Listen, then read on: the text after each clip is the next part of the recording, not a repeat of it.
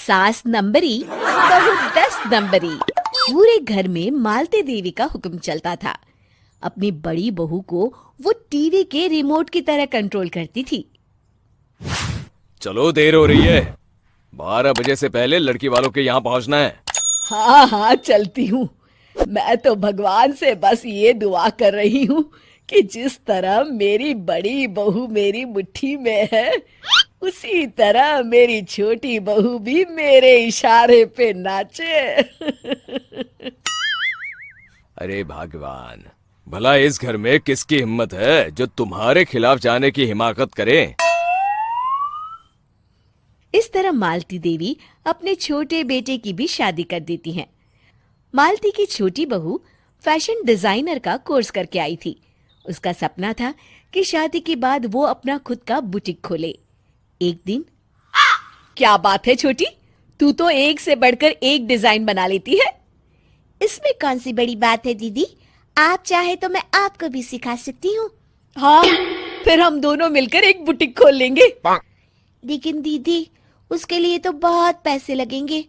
हाँ तो क्या हुआ, पैसे माँ जी से ले लेंगे। हाँ हाँ, मेरे पास तो पैसों का पेड़ है ना, तोड़ के तुम दोनों को दे दूंगी।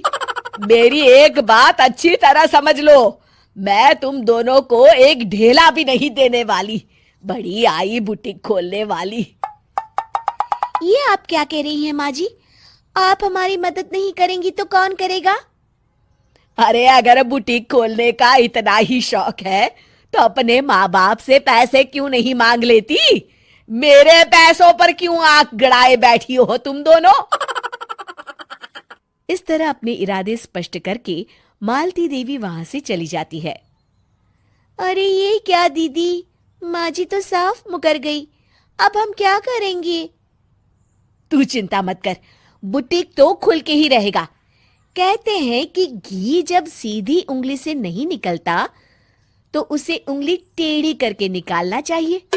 माँ जी अपने आप को समझती क्या है?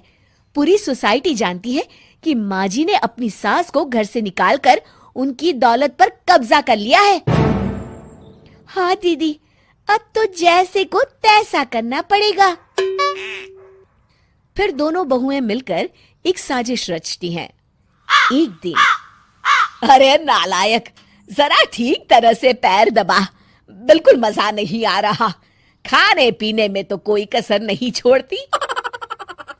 तभी वहां बड़ी बहू हाथ में एक फॉर्म लेकर आती है। माँ जी, आपके लिए एक खुशखबरी है। सरकार सभी बुजुर्गों को हर महीने 10,000 रुपये पेंशन देने वाली है। अरे ये क्या कह रही है तू? क्या सच में मुझे हर महीने घर बैठे 10,000 रुपये मिलेंगे? हाँ माँ जी, दीदी सच कह रही है। कल टीवी न्यूज में इस बारे में बता रहे थे। बस आप ये फॉर्म पढ़ के इसे भर दीजिए और अपने दस्तखत कर दीजिए। मैं इन्हें ले जाकर जमा करवा देती हूँ। अरे नालायक, बड़ी कामचोर है तू। इस बुढ़ापे में कहाँ तुम मुझसे फार्म भरवा रही है? खुद ही भर ले, मैं दस्तखत कर देती हूँ। ठीक है माँ जी। फिर बड़ी बहू बड़ी चालाकी से फॉर्म के पन्नों के बीच प्रॉपर्टी के पेपर छिपा कर रख देती है और उन पर मालती देवी के दस्तखत करवा लेती है। कुछ दिनों के बाद मालती देवी अपने पति के साथ 2 दिनों के लिए अपने एक रिश्तेदार के यहाँ जाती है। दूसरी तरफ दोनों बहुएं पूरे घर पर अपना कब्जा कर लेती हैं। मालती देवी जब अपने रिश्तेदार के यहाँ से लौटती हैं, तब अपने कमरे में ताला लगा देख आग बबूला हो जाती है। अरे नालायको, मेरे कमरे में इतना बड़ा ताला किसने लगाया है? माँ जी, ये कमरा तो मैंने अपने बेटे रोहन को दे दिया है और आज से आप बाहर कोने में जो छोटा कमरा बना है ना, वहां रहेंगी। अच्छा, मैं उस सड़ेले कमरे में रहूंगी है? तेरी ये कहने की हिम्मत भी कैसे हुई? और मेरी इजाजत के बिना मेरा कमरा देने वाली तू होती कौन है?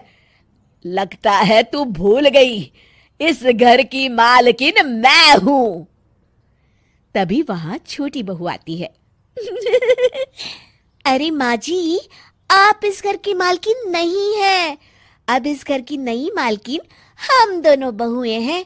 ये देखिए, इन प्रॉपर्टी के पेपर पर आप ही के दस्तखत है। अरे भाग्यवान, ये तुमने क्या कर दिया?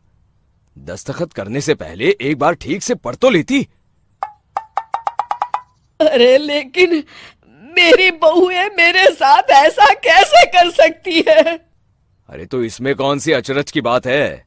तुमने भी तो अपनी सास को घर से बाहर निकाल दिया था। टूटा फूटा ही सही, शुक्र करो कि इन दोनों ने कम से कम हमें रहने के लिए कमरा तो दिया। तुमने तो अपनी सास को वो भी नहीं दिया था।